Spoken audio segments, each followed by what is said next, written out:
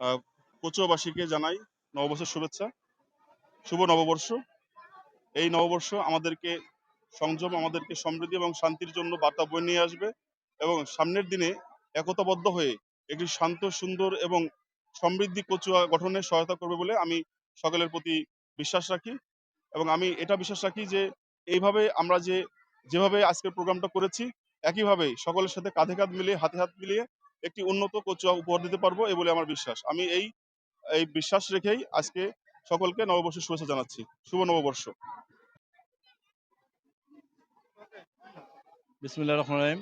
শুভ নববর্ষ 1433 বাংলা নববর্ষ বরণ উপলক্ষে আজকে আমরা একটা শোভাযাত্রা করলাম।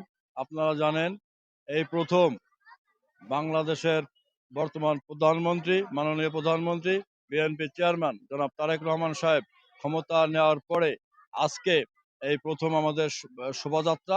আজকে এই শোভাযাত্রা সবার প্রতি রইল, সবাই শান্তি সমৃদ্ধি বয়ে আনুক, এই আশাবাদ ব্যক্ত করছি। আল্লাহ হাফেজ।